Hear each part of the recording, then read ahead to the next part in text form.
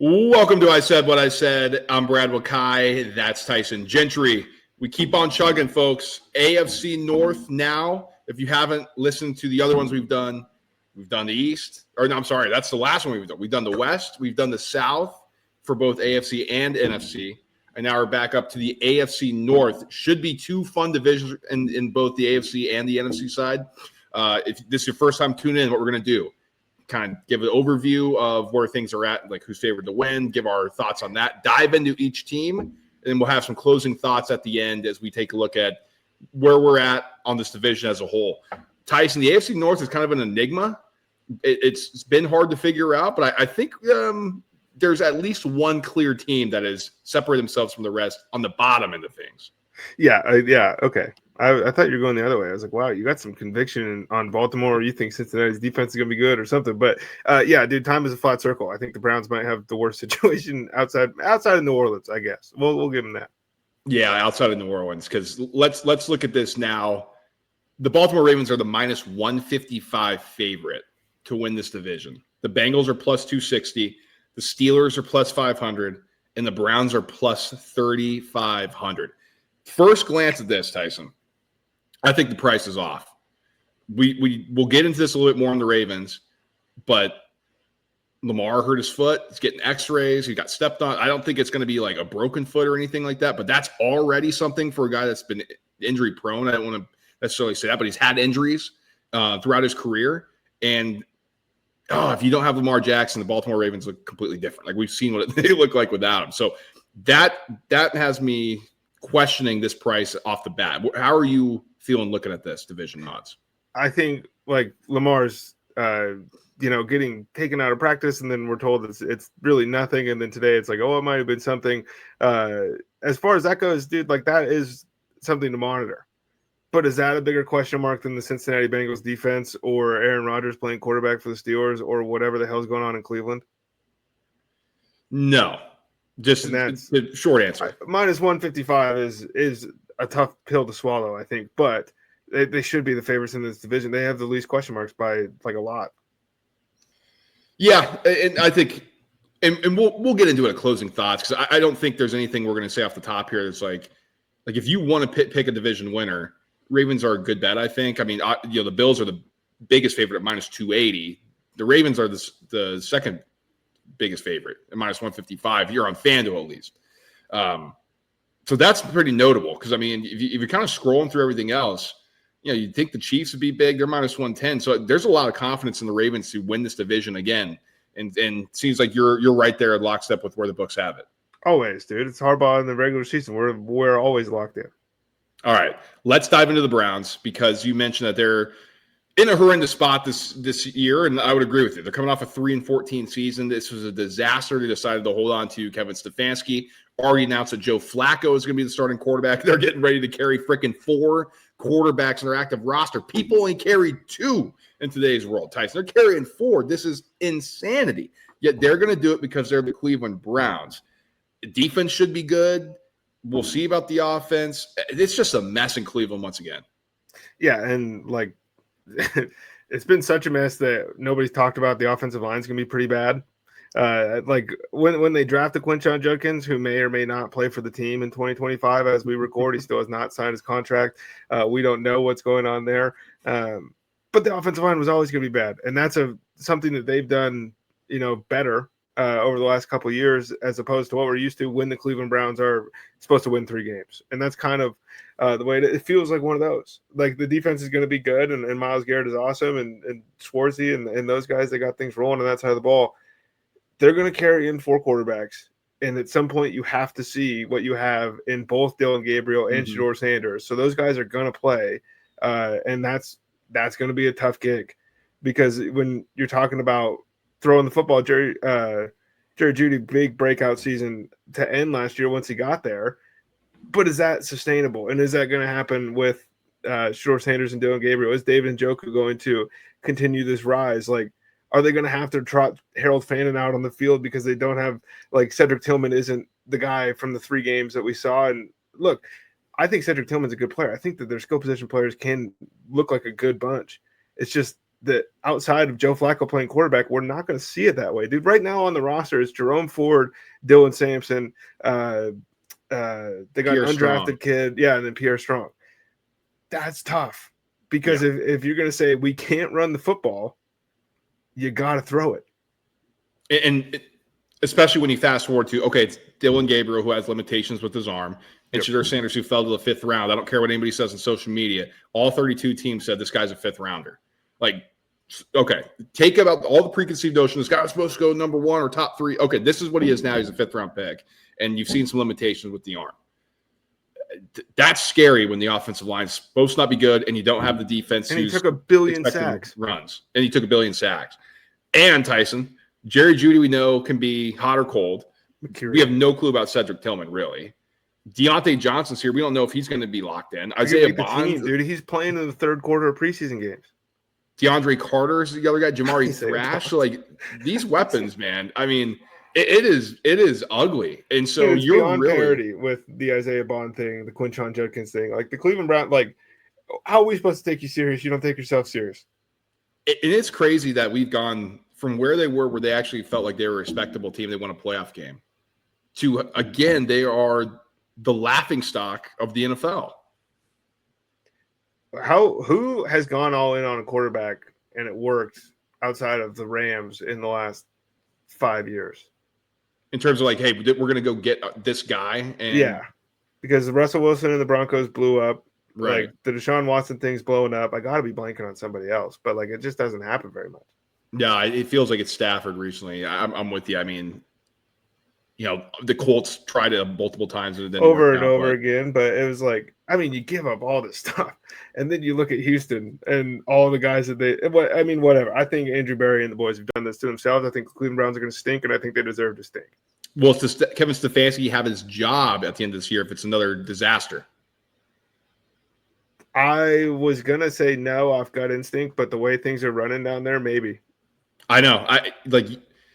It feels like it's also not his fault that I'm not right. a Stefanski guy, but it's like, look around the room, man. Hey, you're an offensive genius. Do you want to just hand the ball to Jerome Ford 35 times? I know. It's like, now I think the fans in the past would have been like, okay, the head coach is the issue. But they're looking at this roster. They're like, this roster stinks. It's not the head coach's fault. So I'm with you. I think he could get another run. Also, shout out Tommy Rees. He's the offensive coordinator here for the Cleveland Browns. What a rise up the chain here. He's falling forward every time. Falling forward every time, man. Okay, win total stuff real quick. Over 4.5 is minus 145 on DraftKings. Under is plus 120. Man, 4.5 winning 5 games. I don't know, man. Well, here's where I'm at, and this you can tell me if this sounds crazy, but I don't think Dylan Gabriel is going to win a start in the NFL with this Cleveland Browns offense. I think Shedeur Sanders can maybe sneak one. Like maybe there's some juice there, but like Joe Flacco's got to win the other. I don't think Kenny Pickett's winning games with this roster. I think it's Joe Flacco's got to be the one to get you to that number. He's 52 years old. I know that's tough. So I think if you're going to attack anything, I mean, take your dice roll in the under. I mean, the defense could be good, but you got to score points in this league. So let's get on to the rest of the teams. Let's go to the Cincinnati Bengals next. Disappointing season they're coming off of. 9-8, missed the playoffs. This is after they had to win 5 straight games. Or 4-8 at one point. They had to win 5 in a row to close out and even get to above 500, making the push for the playoffs. Joe Burrow, incredible season. Jamar Chase, triple crown. Unbelievable year. But it's the same story with the Bengals, Tyson, where we're looking around. They're like, okay, well, we know the weapons are sick after you paid T. Higgins. Is the offensive line going to be better? Is the defense going to be any good? Like, you fire my guy, then you bring in Al Golden, who's the defensive coordinator from Notre Dame last year, who was awesome. A lot of Notre Dame love early here. Seriously. The AFC North just, man, they love them some Golden Domers. But, the Browns. I'm drawing a blank. He's out of the Bengals. I'm already forgetting them. Anarumo. And you go to Al Golden. Can that be an immediate upgrade? Are you going to see that? We'll see. Where are you at with the Cincinnati Bengals? It's like really hard to not want to say like this team has a 14-win ceiling, Like the offense is awesome. And I think Chase Brown being more involved, dude, he was way better than I thought he was going to be a year ago as he kept continuing to get the ball more. I have no questions about that offense. Trey Hendrickson, again is back in the news with trade rumors. This dude's not going to suit up for the Cincinnati Bengals right now. I just don't see it. Shamar Stewart, that whole saga this offseason, the fact that like Tanner McKee goes out here and looks like Joe Montana, he's 20 for 25 with 250 and in the preseason against the starters, and then they show up the next week and they get shredded by backups again. I think that this could be tough because they're the epitome of like they just need a shot. I still think that like there are a lot of teams in the AFC that don't want to see Joe Burrow and the Bengals offense walk into your building in the playoffs, but when your defense gives up 40, it's going to be hard to get there. Yeah, and I think that's what you got to figure out, right? Like, is it one of those things with the Bengals? And I think this is what you're banking on. We struggle early, but Al Golden whips everybody into shape late, and we're peaking at the right time, both offensively and defensively. That's the best case scenario because I'm with you. I mean, offensively, if you look at, let's say Burrow stays healthy again. He finally had a healthy offseason. That is huge. I mean, he talked about it in the past when he wasn't able to work out, when he wasn't able to do this, and he was just rehabbing.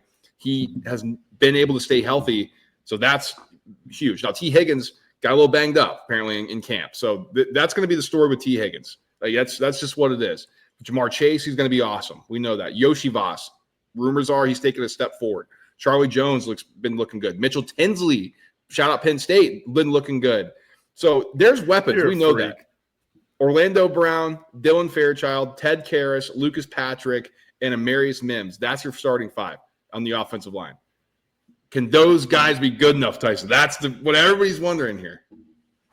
I mean, they can be good enough to score 35 points a game again. Yeah. Do you think Trey Hendrickson gets traded? I don't know. Like, I don't think either side has leverage in this situation because he wants money. The Bengals don't want to pay him, and nobody else in the league wants to pay him either. And I think we're just at this weird standstill where it's probably going to resolve itself and him taking a deal that he doesn't want to stay in Cincinnati. I just don't have any inclination that that's going to be done soon. Like, dude, it'd be the most Bengals thing ever if they're 3-6, and then all of a sudden this thing gets figured out after they're out of it. And now they're paying him a bunch of money. I think he plays because he's under contract. Like you said, it's a leverage thing. Like, he's got none, and they have none. And all we're hearing is he's fine with sitting out and taking the fine. It's like everybody says that until it's time to pay the piper. Exactly. And then it's a little bit different. All of a sudden, they're doing hold-ins now. Like this new generation. It's like they're more about their money. That's all. Right. No, I'm with you there. I think he plays. I think he suits up in week 1. I don't think he's traded. I think he's on the Bengals. About that. I think there's still a statement he's got to make. We'll see, man. Maybe we'll do a little show bet on that. But I think Henderson suits up. We'll see the rest of the way. But you're kind of wrapping everything up on the Bengals. We know the offense is going to be good. We have question marks about the defense. You're just hoping that Al Golden can get everything figured out at the right time so this offense and defense can peak at the right moment for them. Because, Tyson, they start slow all the time. They're probably going to start slow again this season. They're probably going to come on late. That's the story under Zach Taylor. If he has a bad season, though, is he going to get canned? I mean, like, are we at that point with him? I think that you and I are a little bit more ready to get rid of him at any given point than everybody else. And dude, the Bengals just don't do anything. It's a front office that just like, we don't make trades. You know, we don't rock the boat. Marvin Lewis kept his job for 100 years. Dude. He had less success than Zach Taylor. That's just like kind of the reality. Over under is 9.5 here on DraftKings, -105 to the over, -115 to the under. Feels like an overplay. If you're going to take a shot, if you think the upside's there, Bengals can win 10 games. They won 9 last year. I know they had to win 5 in a row, but I think they're better put together this year than they were last year. Yeah, I agree. Pittsburgh Steelers. Aaron Rodgers is taking over at quarterback. Okay, we're doing this again, back-to-back years. Feels like this is a little bit more simpatico, maybe. I don't know. Maybe because it's Mike Tomlin's there and it's not the Jets. Like, it's like, oh yeah, he's actually been quiet. An adult organization. You know, he's like, oh, okay, this is what it feels like. You know, what's the ceiling for the Steelers? Because that's what everybody's trying to figure out. Like, and I just don't know what it is right now. Well, we just did this with the Chargers, where I said they're probably the high ceiling, low floor that's the closest to each other. It's always Pittsburgh. And that was a stupid thing for me to say that it was anybody else in the NFL. Like, ceiling, 11 wins. floor is 9, right? Something like that. Yeah, 10 and 8. They're within Tomlin 2 doesn't games go of under each other. 500. Right, exactly. So like that's where we're landing. Dude, if this version of the Steelers is the one that like puts it together, I think that you and I have to go into hiatus or something, because I still think that this team is going to be worse than. I'm reading a lot of like they're second in the division to everybody, and I don't know. I don't see that. I think the Bengals are clear number 2, and I'll get into that a little bit more in closing thoughts, because I'm kind of talking myself into a take, but the ceiling's higher with Rodgers than it's been, right? Like we know that. But what is he going to look now? Now he's 2 years removed from the Achilles, but he didn't perform great last year. He's got DK Metcalf, so that helps. But here's his other weapons. Calvin Austin, who's been a speed guy and not really giving you much. Roman Wilson, who we gotta see. That's supposed to be your starter right here, projected starter. Play. Robert Woods is he going to make the team? Like, there's not a lot of weapons here. I mean, you got Ben Skoranek, who's like on a 2 deep right now in projections, which I don't know if he's going to make either. Now, Pat Freiermuth tight end, Jonnu Smith tight end. So you got 2 good weapons there, which helps. But then your running back, really Jaylen Warren. I know people hated Najee Harris, but I don't know if Jaylen Warren's like an everyday guy. You bring in Caleb Johnson, I think there's a real shot he takes over as a starter. That's what I was going to say. How long? I think 8 weeks. 8 weeks. Okay. I mean, it's already. It could never happen with Arthur Smith calling the shots, but he should take over. He just runs so upright that it's a little concerning that he's not going to be able to create a bunch, but they're not asking for a bunch either. Pittsburgh wants to win games still, whether it's Aaron Rodgers at quarterback or Duck Hodges. They want it to be 21-17. Oh, for sure. Defensively, Tyson, you bring in, or you trade for, I should say, Jalen Ramsey by flipping Minkah Fitzpatrick back to South Beach. You sign Darius Slay, sign Juan Thornhill, and you get TJ Watt back, give him an extension. So all happy there. Oh, but Cam Hayward, I won't get paid. Like, you're supposed to be the leader. Like, is there any fissure in the locker room here under Mike Tomlin? No. And if there is, we're never hearing about it, dude. Now, is there even a remote possibility? Because, this is going on ESPN. It's going on FS1. Is Mike Tomlin on the hot seat? No.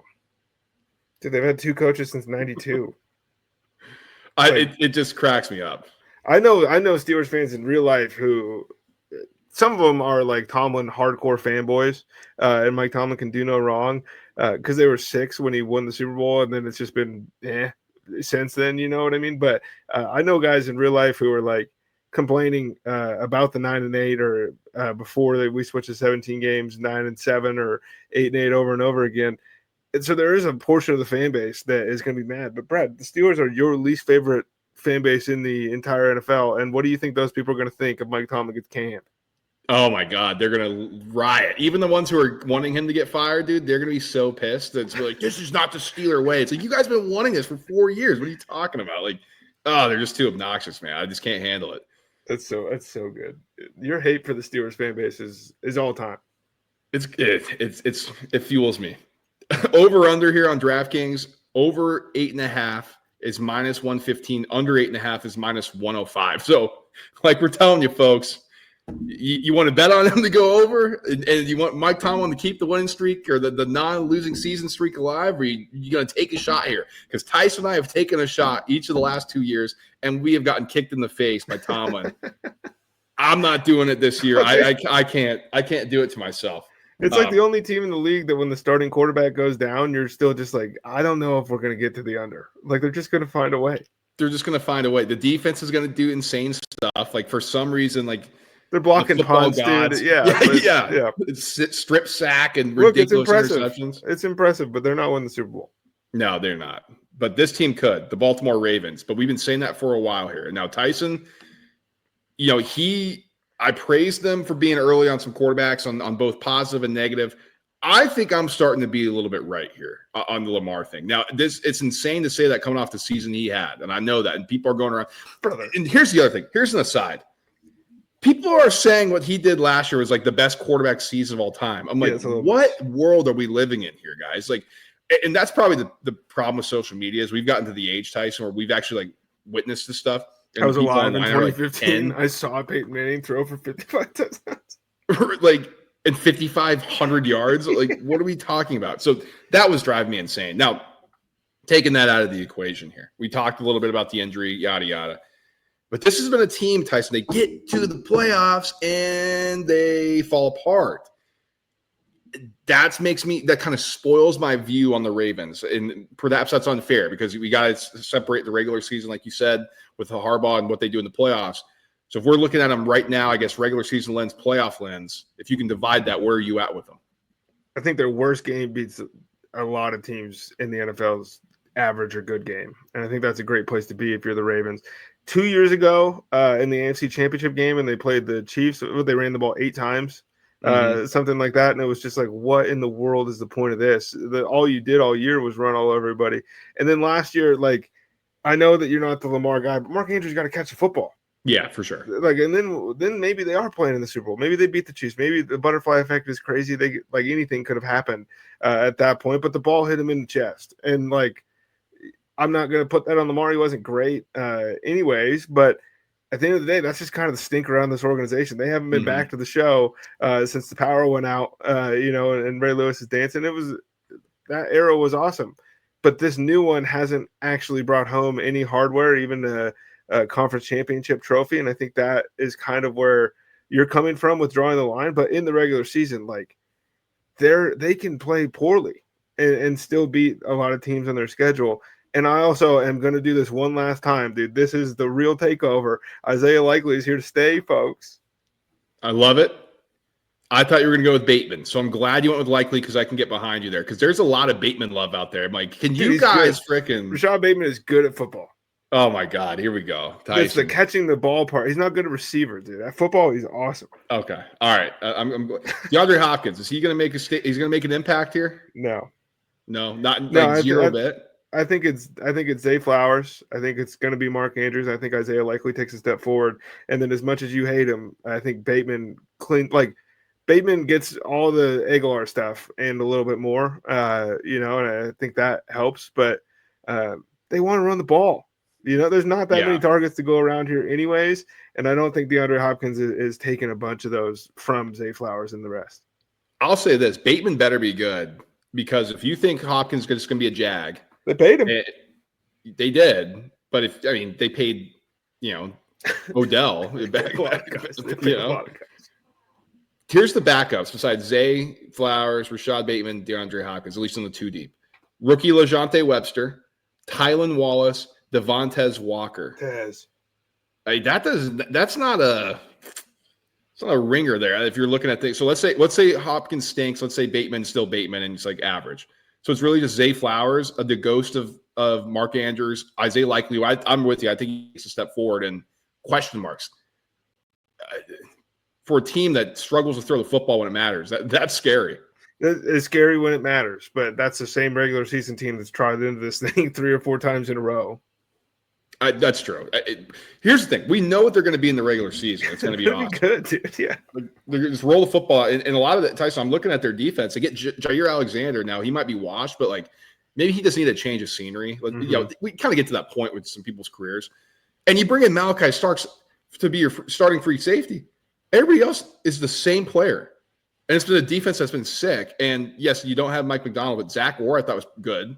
And this is a unit that kind of feeds upon itself. So really the question mark we have here, Tyson, is what the hell is going on with special teams? Because, they're going to be fine. Justin Tucker is no longer part of this thing. Bring in rookie Tyler Loop. I mean, what the hell was that, dude? I don't know. It was crazy. I don't mean to laugh. It's disgusting. But, come on. It was shocking as well. Exactly. It's gross. But, dude, it's the Ravens. Their special team is going to be awesome. I can't believe you went through that whole thing without mentioning Nate Wiggins is going to intercept the ball more this year. He got his hands on a bunch last season. They might have another little ball hawk back there in the defensive back end, and that's a scary thing for everybody else in the AFC. 2 Penn State guys on this team too, Tyson. Adafa Owe and Jordan Stout. 2 of my favorite guys when they're at school too. I love Jordan Stout. Man, he was a stud. It's pretty good too. Oh yeah, no, he was awesome. He was going by Jason back then, though. Oh, it was good old days. All right, let's get into closing thoughts. So I said I was kind of talking myself into something here. We're not officially doing plays yet. We're just kind of getting you through. We're going to do like a little was it Palooza? What do we call that?